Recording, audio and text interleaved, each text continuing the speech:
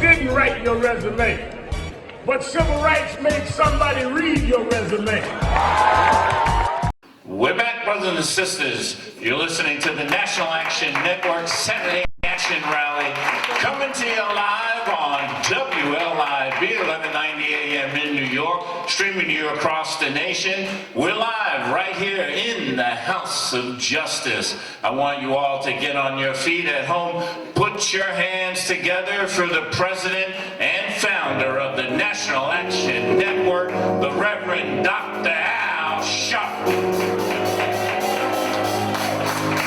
No justice! No peace! No justice! No peace! No justice! No peace! No justice! No peace! What do we want? Justice! What do we want? Justice! What do we want? Justice! When do we want it? Now! When do we want it? Now! When do we want it? Now! When do we want it? Now! Embrace the person next to you. Tell them you love them because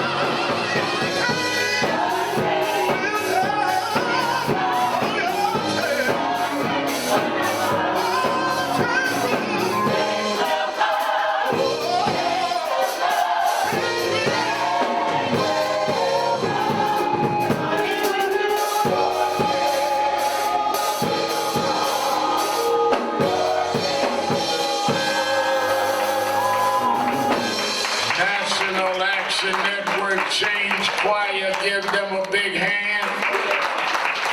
Give them a big hand. Certainly we're happy to be with you another Saturday morning for the Saturday Action Rally for you that are here live at the House of Justice, 106 West 145th Street in the Village of Harlem. And for you that are listening live on 1190 WLIB AM in New York, and for you that are watching on live stream on www.nationalactionnetwork.net, and we'll be joined shortly by our Impact TV family all over the country. We are glad to be with you again where the action is. Give a hand to our presider, Attorney Michael Hardy.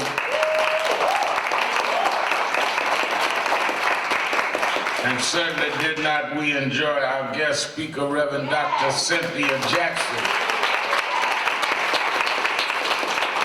talking about Esther, and it is Women's History Month. Women have always been an intricate part of the leadership of this organization. This month we are 29 years old. And we began the founding members that incorporated NAM included Elise Pascal and Noretta Ray and others that signed the papers that incorporated National Action Network in March of 1991. So let's salute those founding members, incorporated.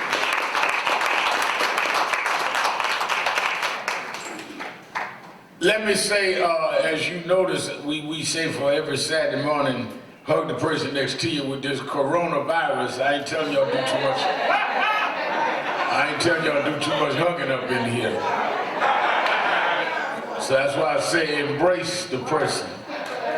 But in light of that, one of my concerns, I met this morning with our liaison, co-liaison, Minister Stephen Marshall, and with our Derek Perkerson, who's our field director for the region.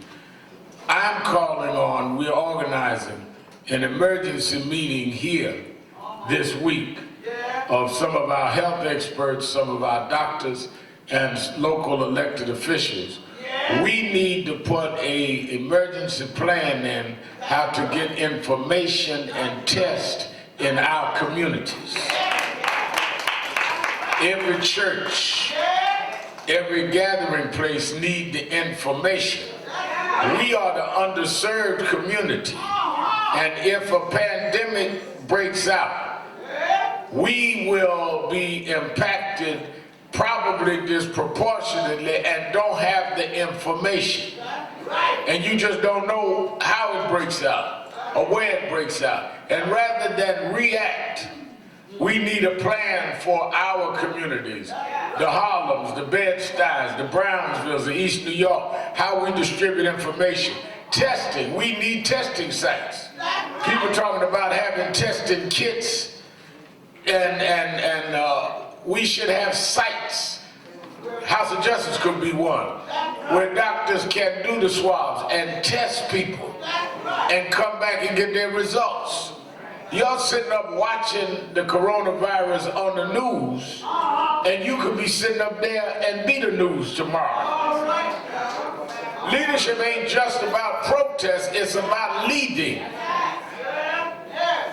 So I want us, they're going to put that meeting together. We're going to do that here this week. Again, it troubles me that people don't step in the gap and tell people what needs to be done and when and how we need to do it. And we need to give leadership and guidance to our community and the ministers. Ministers need to be able to go to the pulpit and give information. But if they can't depend on the National Action Network to convene people to give the information, it's not that our ministers and our preachers don't care, it's that they don't have the information. And we need to make sure that that information is available from health experts. So we get doctors and experts in this area from Harlem Hospital and Columbia Presbyterian and other places to meet with the city officials and our elected officials so we can get this information out. Because this is, you know, the president said it's a hoax. And yet we seeing people dying every day. And the numbers going up. And I don't want it to wait till somebody in our community dies and then all of a sudden we get an urgency. We need to be urgent before the fact, not after the fact. That's why we call this National Action Network. Not National Procrastination Network. Not National We'll Figure It Out by and by when the morning come network. Not National We'll Study and Get Back to you next year with a paper. I'm so sick of folk that want a paper. I wrote a paper on it. What about this? Well, we're studying that. Don't study me, help me. In line with that, this Thursday, the 12th of March, we are gathering here to kick off for the census. There's going to be a census bus that goes around the boroughs. Thursday is the day you can go online and start preparing for the census. If you undercount the census, then you will lose representation. They draw congressional districts, and assembly districts by the population. If the population is decreased, and the reason and the way rather they determine the population is by the census count. So while they be spooking and tricking some of y'all not to study the census, not to register with the census, they really minimize the count, so where you may have had 10 congressional districts, you end up with 9. Which means we have less representation in Washington, or less representation in Albany. And then we were going to talk about we were disempowered when we were low counted. So we're starting, Julie Menon that heads that up, and myself, we're going to start this bus tour since it is that day that it kicks off Thursday, right here at the House of Justice. I want many of you that can to join us here at 9:30 Thursday morning, 9:30 Thursday morning, and join the bus tour as we tour around the city, telling people to go online and be prepared for the census count. While I'm talking about 9:30, don't forget, turn your clock an hour forward on tonight, 2 in the morning. Some of y'all that go to parties, when y'all get home at 3, it's 4. Just want y'all to know. And I want everybody to turn your clock an hour forward. So ain't nobody show up to National Action Network that work for us at no 10 o'clock talking about you forgot to turn the clock up. Let us welcome our Impact TV family from around the country.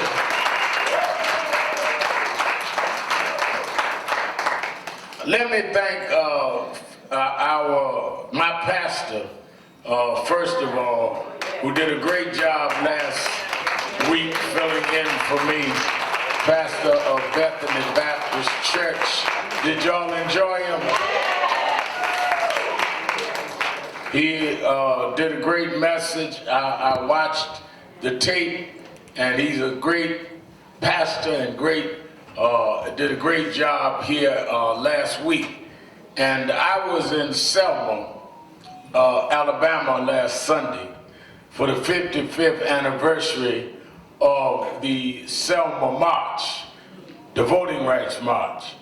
And as we were preparing to go, and I'm going to deal with the whole week, but as we was preparing to go and talk about the situation today, one of the things is you have to have a respect for your past in order to engage your future. And when we were talking about, well, Rev, you got to go to Selma and we'll get so-and-so to speak, I said, no, let's get my pastor, Rev Lacey. Adolph Lacey. I called him and he said, sure, I'll be glad to do it. And as Rudy McKissick said, didn't he do it? Didn't he do it? Reverend Adolph Lacey. And let me say, 55 years ago, they marched from Selma to Montgomery to demand the right to vote. Now let me get, some of y'all's heads are unclear about this, because I was dealing with this week with a group of students. I spoke for the Malcolm King breakfast at Pace University at the invitation of Sister Dr.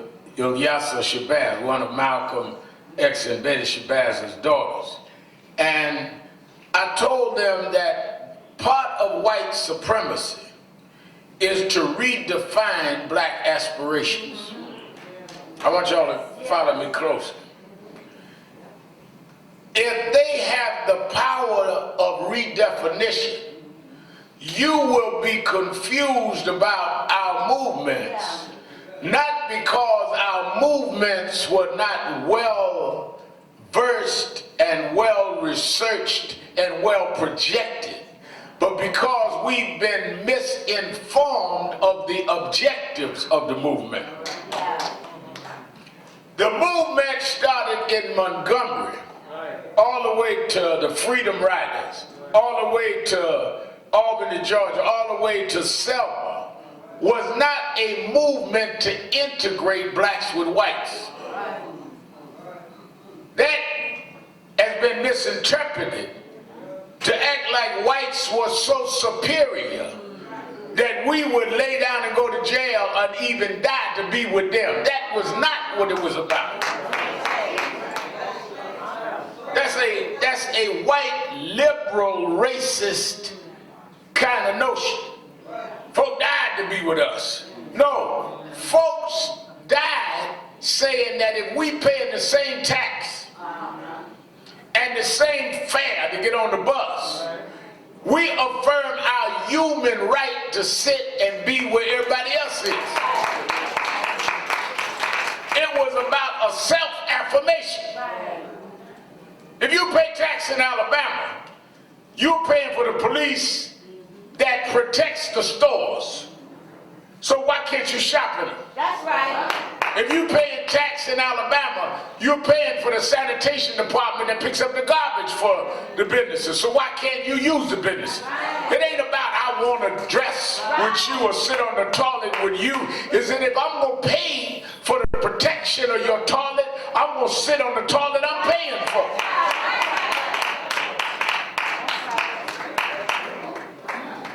But they put that spin on it. And therefore young people don't go, well, I ain't into that integration thing. Like it was an integration movement. Let me tell you something. Dr. King lived a life with a more of a black involvement than some of the nationalists that were criticizing. What you mean, Shop? Co-pastor in a black church, lived in a black neighborhood, had a black family, ate at black restaurant, Pascal's. Most of the folk criticizing him lived on a campus, hung out in a cafe, drinking lattes with whites, talking black talk. Dr. King lived black talk. Hello. Now, the move in Selma was not to get the right to vote. We got that in the Constitution. It was to protect those that infringed on our right to vote. So they would say you got the right to vote after the Civil War, and you went through the, when we had the 13th, 14th, 15th Amendments, gave you the right to vote. But what they did in the post-Reconstruction era is set up impediments to use that right. So they would say, yeah, you got the right to vote here in Alabama, but first tell us how many jelly beans in a jar. Yeah. We're not denying your right to vote, but answer these questions. Spell anti-disestablishmentarianism backwards.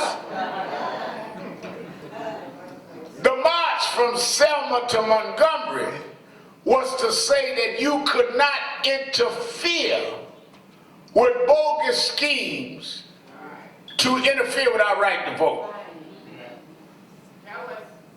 And they marched from Selma to take a 55-mile journey to Montgomery. Why were they going to Montgomery? Folk get all up in the language and don't understand. Montgomery was and is the state capital of Alabama. The state capital is where they make the voting laws. Just like Albany is the state capital of New York. New York City, big city. And flashing lights, all that stuff. But it's not the capital. State law is made in Albany. State law in Alabama is and was made in Montgomery. So they were going to march from Selma to Montgomery, where they had rigged the voting laws in Alabama. The state troopers, that's why it was the state troopers, not the federal marshals, that said they were not going to allow them to march. Now, I'm giving you the backdrop of this because a lot of y'all don't understand the history. Dr. King had just gotten President Lyndon Johnson to sign and go forward on the 1964 Civil Rights Act, public accommodation, federal law. That was from Montgomery bus boycott, sitting in the back of the bus, to hotels, to the sit-ins by the Freedom Riders. Finally got the federal law. They met with Johnson and said, yes, we're glad about you got the Congress to pass the 64 Civil Rights Act, but now we want our right to vote protected. Johnson said that, Dr. King, y'all got to be reasonable. I just got the Civil Rights Act. I can't come back to Congress with another act. Y'all asking for too much too quick. I can't get it through. Dr. King and them said, well, then I know how we can. We will dramatize it by going south again and marching again. That's what a lot of people don't understand. National Action Network is in the King tradition, always was in our mission statement. There were others that went to court and went to the city council about stop and frisk, for example, or racial profiling. We were the ones that organized and went to the streets to dramatize it, to make it where the public had to see it. That's what we do. Everybody got a position with the presidential candidates. We make them come in front of us and answer that. To dramatize it. That's the difference between Nan. That was the difference between what King and them did. King wasn't the first one to bring up voting. They were the ones that went to Selma. King wasn't the first one to bring up sitting in the front of the bus. They were the ones that had the Montgomery boycott. Action distinguishes some. That's why you got different kind of preachers. You got some preachers that believe that there's a separation between religion and social involvement. That's one school of thought. You got another school of thought that proclaim the word, but don't do nothing. They preach great social justice sermons and then go to their office, change clothes and go on over to wherever they go and eat. Go to Sylvia's here in New York. That's another train of thought. Then you got those ones that come out of the King train of thought that goes out and deals with action. That's it. Not only proclaim it, but produce it. So when Eric Gardner, give a hand, Gwen Carr in the house is from his mother of Eric Gardner. When Eric Gardner got choked, most black churches got up that Sunday and said, ain't it a shame? But it was us that said, we're going to Staten Island. And we're going to keep coming. Even if we got to march over the Verrazano Bridge, that's what made it an issue. If there's no drama, there's no issue. Press release movements make a record, but it don't lead to change in and of it by itself. So Selma was King and SNCC, Student Nonviolent Coordinating Committee. Those were young students that had done the Freedom Ride. Some of them didn't like Dr. King, ridiculed him. Oh, here come the preacher, the Lord. But they found a way, even while debating each other's role, to fight the same fight. And John Lewis, who was not in King's organization, he was the head of SNCC. He was the head of the students that did not like King, some of them. He and Hosea Williams, King's Hosea Williams was King's field director. And Miss Boykin, who was a native of Selma and an organizer in Selma voting, started the march across the bridge. State troopers stopped them and said, you can't go no further. And you got to turn around. It was on that bridge, when they wouldn't turn around, that they tear gassed them and beat them, including Miss Boynton, and beat John Lewis into an inch of his life. That drama that night on the news all over the country is what led to them saying, we got to do something about voting. No drama, no emergency. Dr. King was not there. He was preaching at his father's church in Atlanta. When they passed him the word, Dr. King, knowing the drama strategy is what works, said, I'll be there tonight. We will march from Selma to Montgomery. We're going to continue to march. A lot of folks would say, oh, they beat up our people, it's dangerous, let's pull back. King said, we going forward. And they tried to give an injunction. They fought and turned the injunction over, and they did a 10-day march. Some of y'all have been in Nan a while. In 2013, we reenacted the march. Nan took 10 days and went several miles a day and marched, slept in the church every night.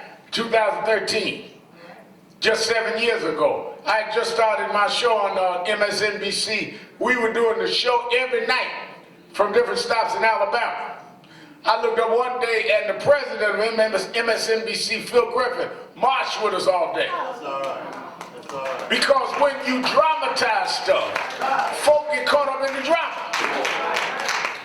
That's what I keep telling y'all, when folk be running around here talking about all our shop, we want this publicity, and y'all be defending me. Don't defend me, that's exactly what I want. That's what we are trained to do, is to dramatize and get publicity. Every play on Broadway is trying to get publicity. Every movie coming out Friday trying to get publicity. Every show coming on, they got Hulu doing 4-part series on Hillary. They trying to get publicity. I'm trying to get publicity on Eric Gardner and the right to vote in Georgia.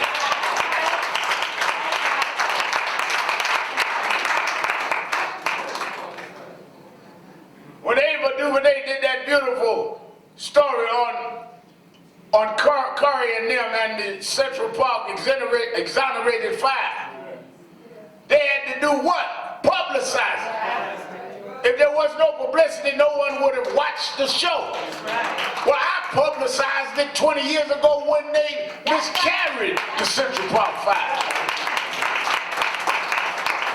And when we went to court with them, many of y'all look at go on our website, see the pictures, walk them in the court. Here comes shopping again. That's right. That's right. And I'm going to keep coming because you can't keep a secret of things that are done wrong. One of the things that we're doing in our convention this year is, yes, and I want everybody in TV and radio land, sign up today to come to our convention. Because one of the things, yes, the presidential candidates will be there. Yes, we got everybody from Dr. Michael Eric Dyson to Tamron Hall to you name them. Joy Reid's going to lead our communications panel this year. We've got all kinds of people set in each area. We're going to deal with everything from criminal justice, reform, mass incarceration, second chance, environmental justice. We're going to deal with health issues. This whole coronavirus, how we organize in our communities to detect stuff in advance of them becoming pandemics. All of that at our convention, and it's free. You around the country, we already have several thousand signed up. Go right now to www.nationalactionnetwork.net. If there's one convention you're doing this year, it ought to be that, this one. And Biden and Bernie will be there. And all of that. But one of the things we're going to do is teach people the art of what we do in this King tradition. Because we have too many armchair revolutionaries that's caught up in the paralysis of analysis.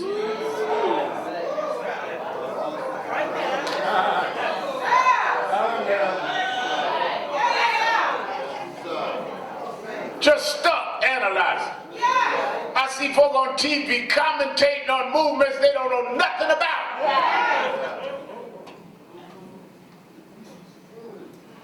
Well, you know, Reverend, I'm too young to know Selma. I am too. I was 9 years old. I wasn't in Selma. But I found out what it was. And we're going ever since. But by the way, you weren't too young for Trayvon. You weren't too young for Eric Garner. Unless you under 7 years old, you was here then.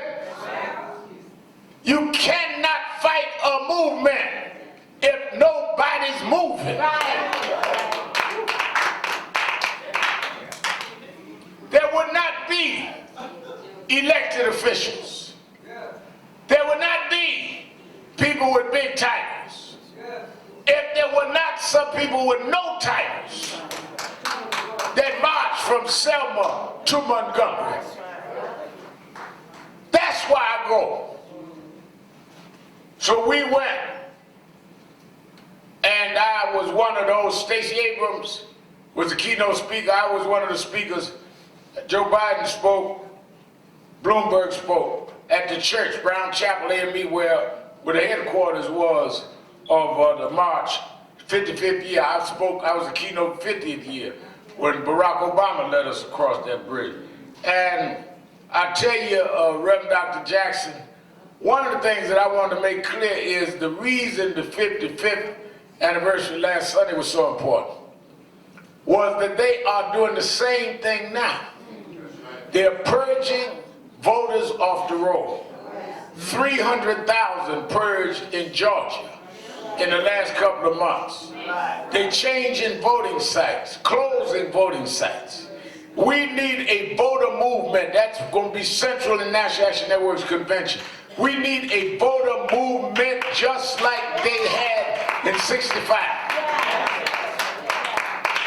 Because if they rob us of a vote, we will never get a Stacey Abrams as governor. And nobody else. That's why census and voting is the themes that we've got to really major on and major in this year. Yes, criminal justice has been the main thing of man, but you can't fight criminal justice if you don't have the legislators in and the Congress folks in that will deal with the law.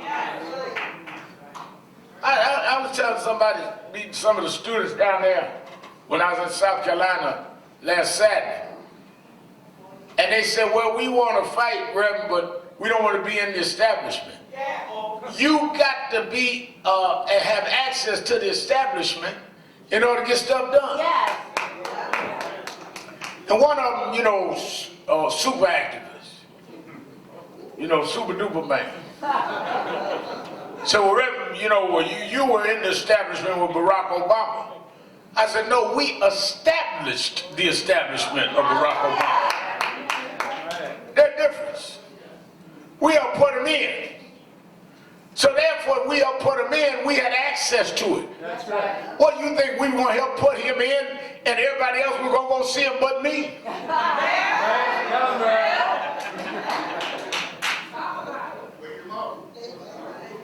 I never thought about it that way, because y'all are not thinking. Let me tell you something, all this anti-establishment talk, and I'm going to get to y'all's primary in a minute. If Bernie Sanders becomes the president, he will be the establishment. Bill de Blasio is the progressive. He is the mayor of New York. He is the establishment. He appointed police commissioner. I mean, don't be playing these little word games with us. You're running the head of the establishment. So don't have us tricked into, well, I don't want to be established. No, I want a new establishment, because I got some new stuff to establish around here.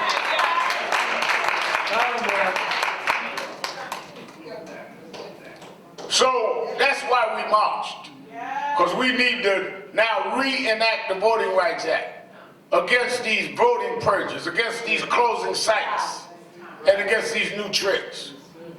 Now, we convened, as we talked about week before last, the morning after the debate of the candidates in South Carolina. We had the Ministers' Breakfast, National Action Network. All the candidates come: Bernie Sanders, Joe Biden, Elizabeth Warren, Pete Buttigieg, Tom Steyer, and Amy Klobuchar. All of them spoke at our breakfast.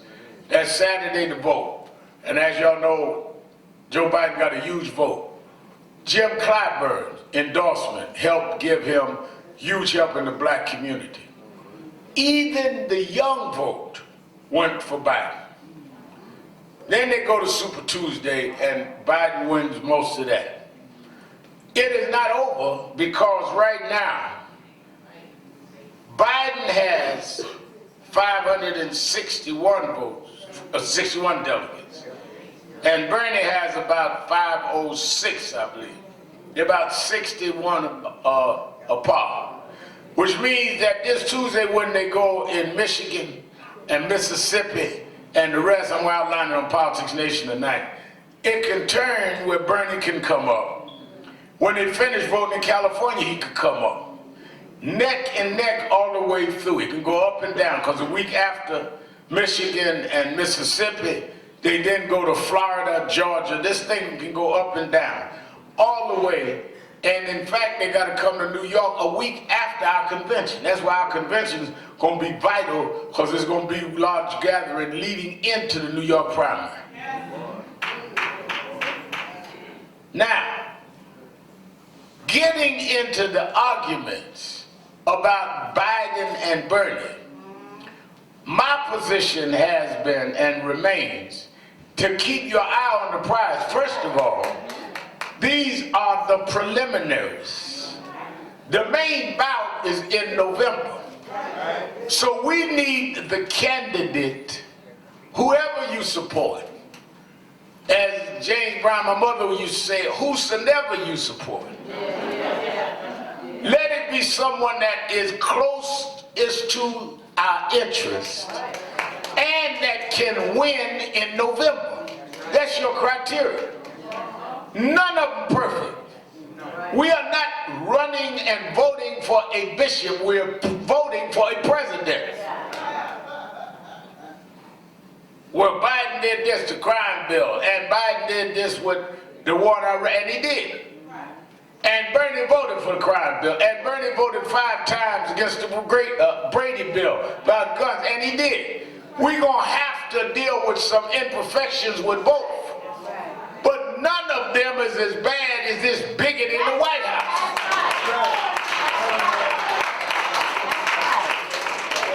And don't go falling out over your candidate and get your eye off the prize. I got folk that was fighting and going crazy, just all kind of raising sand, rather than dealing with the reality that the real fight is in November. Yeah. Am I right? Yeah. Well, Mal, if you don't support Elizabeth Warren, I ain't speaking to you. At the end of the day, Elizabeth Warren done pulled out. Yeah. Buttigieg pulled out. Yeah. Klobuchar pulled out. And at the end of the day, when it's over, they all gonna be standing on the stage, holding up each other's hand. Yeah. And you gonna be somewhere mad at each other. Rather than staying together saying we disagree on this, but we gotta keep our eye on the prize.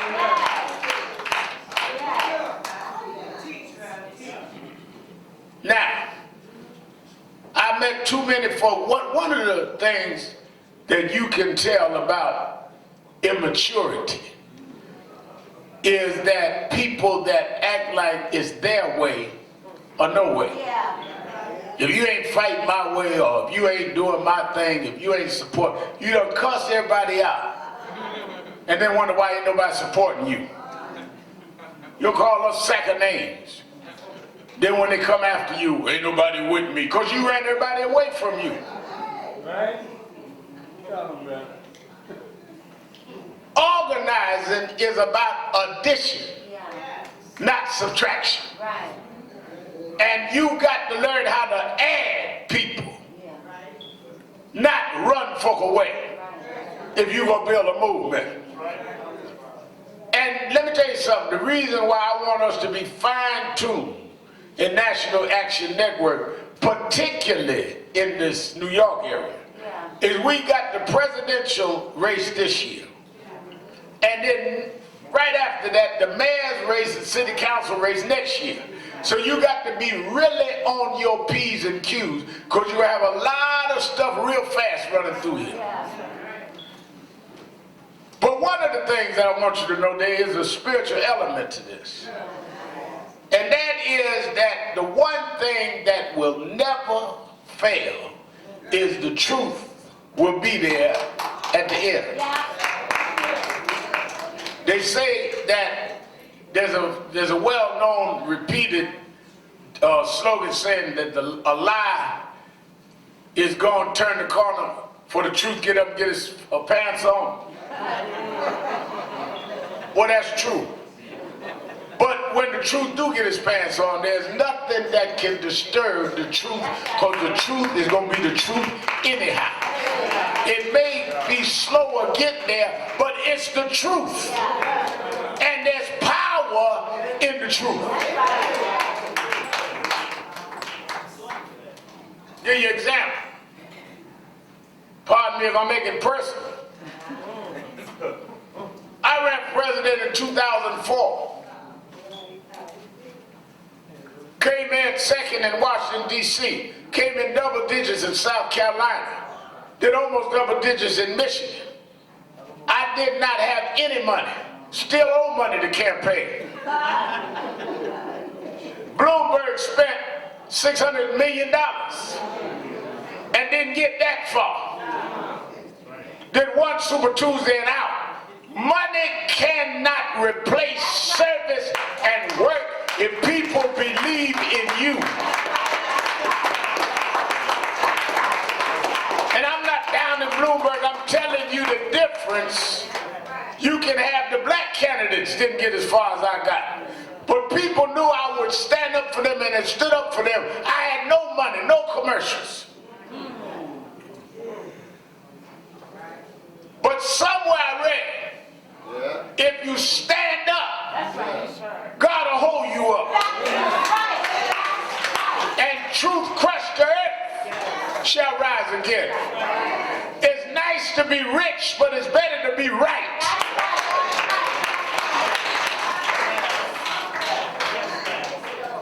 I've been blessed in my journey to know a lot of folk. I know well-known folk. Some were rich, wealthy, had power. Others were noble and public servants. But I can tell you that the ones that served lasted longer than the ones that were rich.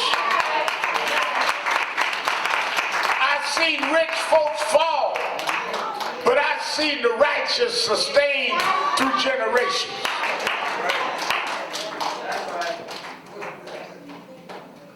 One of the things that I'll never forget, I'll put the picture in our convention journal, is as we got to the peak of that bridge last Sunday, car pulled up and John Lewis, who has been diagnosed with 4th stage pancreatic cancer, got out that car and walked over to us 55 years after he was beaten on that bridge.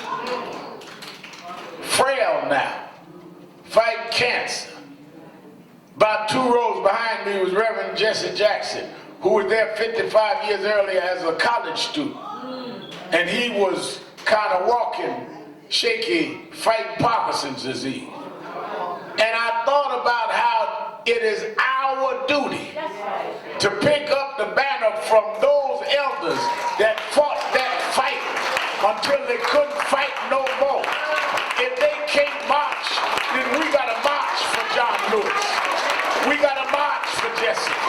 Because they marched and fought, they held up the banner as long and strong as they could. And rather than condemn your elders, help them get across the bridge because they helped you.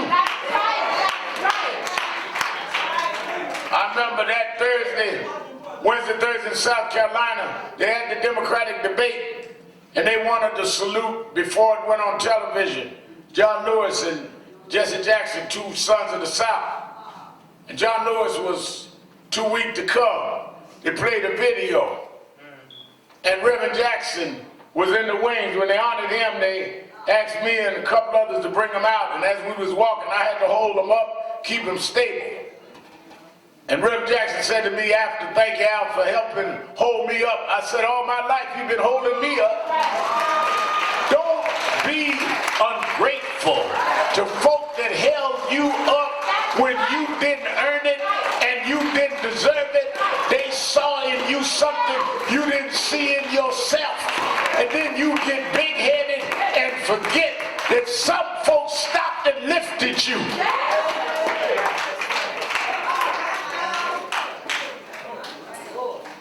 You ain't had no reason for nobody to pay you no mind.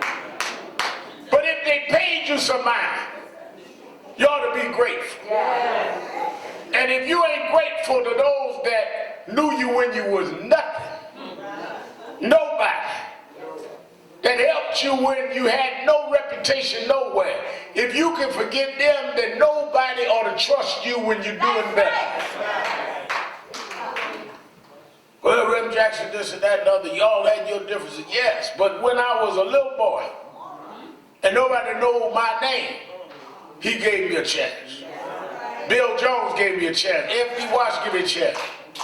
Yeah, now everybody want me at their church. They gave me a chance when people said, "Little boy shouldn't say nothing." So don't you get trapped and caught in foolishness. Now let me put it to you this way, and I'll let you go. You will learn things. I want y'all to get this now.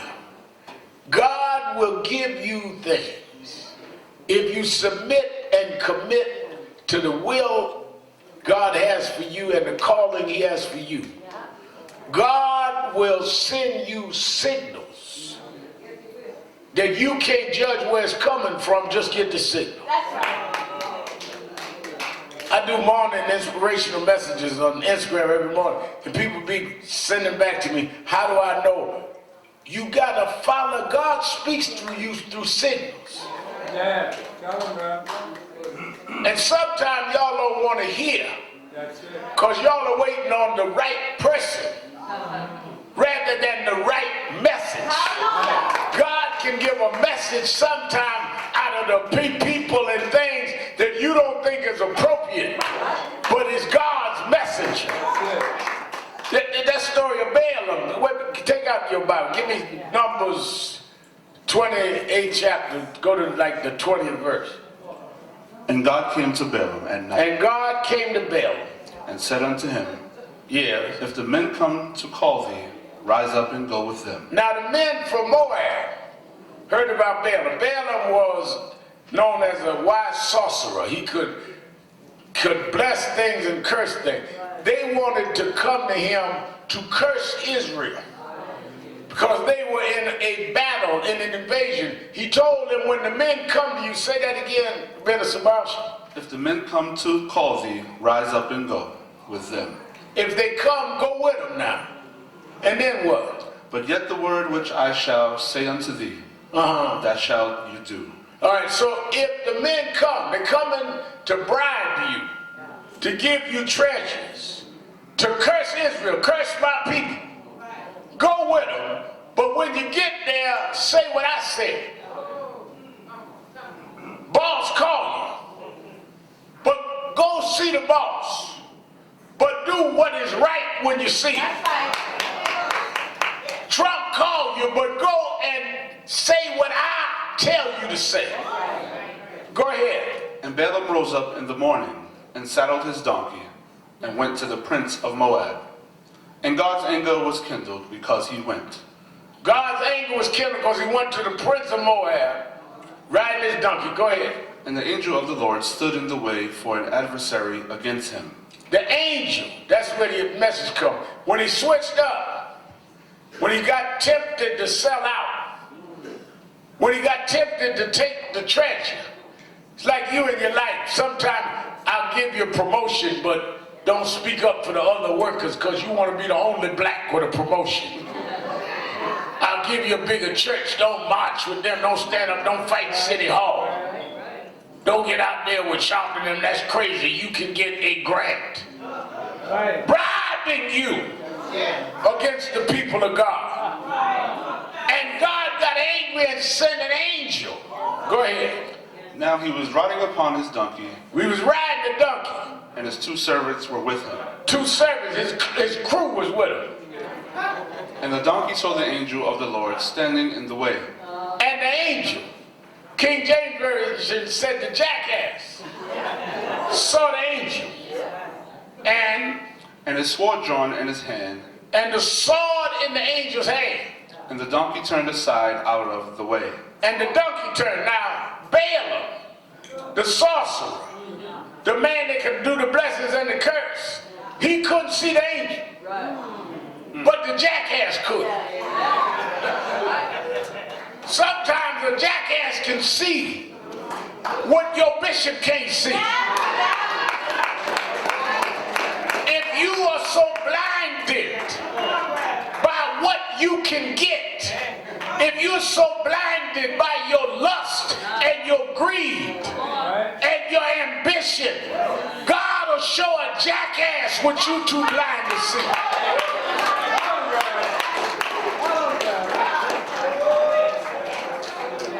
Go ahead. And after the donkey turned aside out of the way, it went into the field. And Balaam smote the donkey to turn to her into the way. The donkey, the jackass ran in the fields. So I ain't going, I see this angel there. You might not see them, but the angel standing there with a sword. Balaam got mad at the donkey and started beating the donkey. Donkey said, you can beat me all you want, the angel is there. The angel standing there with the sword. Go ahead. But the angel of the Lord stood in the path of the vineyards, The angel stood there. a wall being on the side, and a wall on the other side.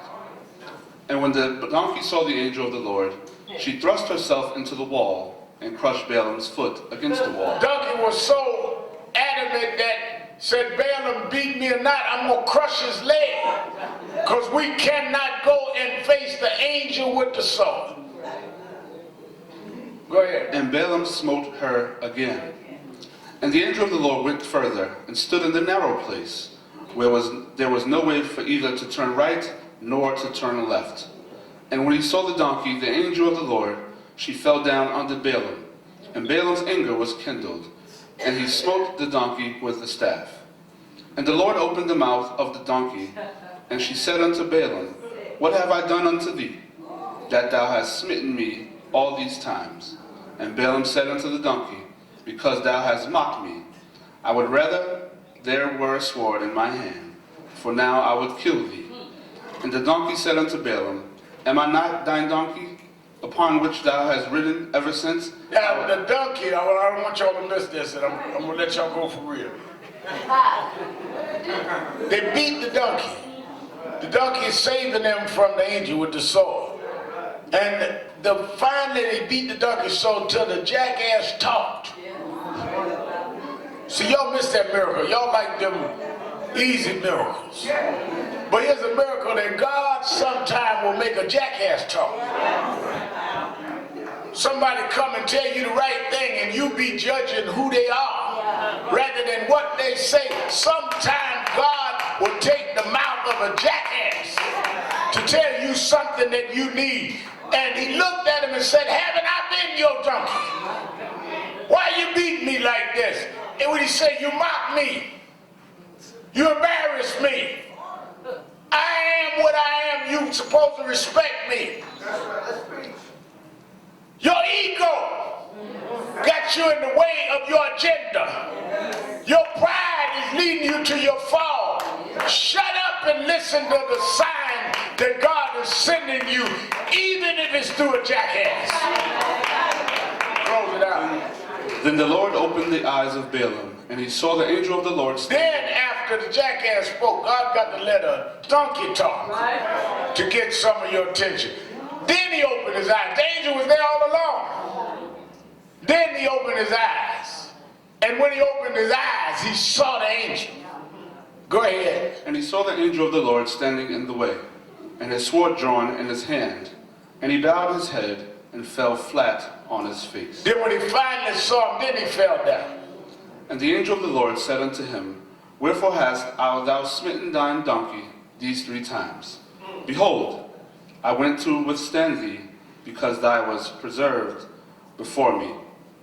And the donkey saw me, and turned from these 3 times, unless she had turned from me, surely now also I have slain thee, and saved her alive. That is the message you need to understand today.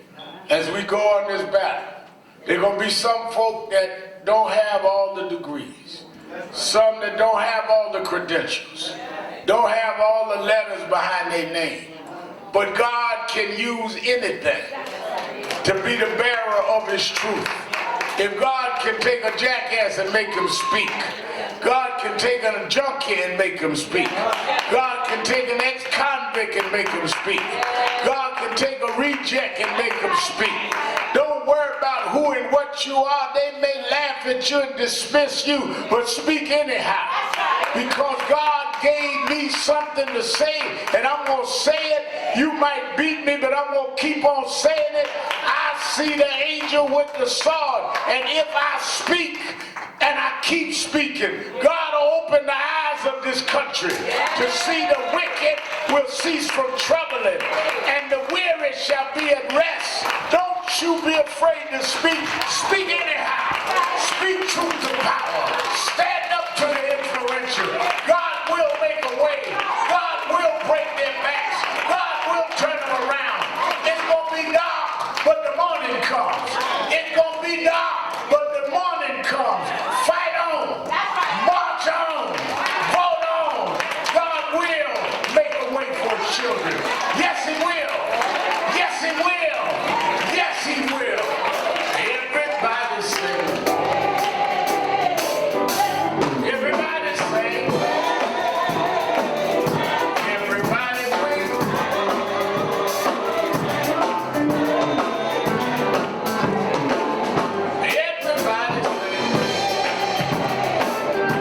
Everybody sing. Everybody sing.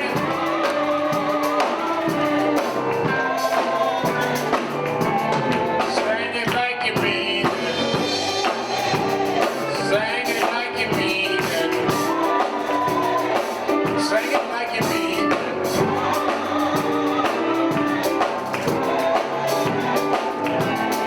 We want justice. Got to have justice. We want justice.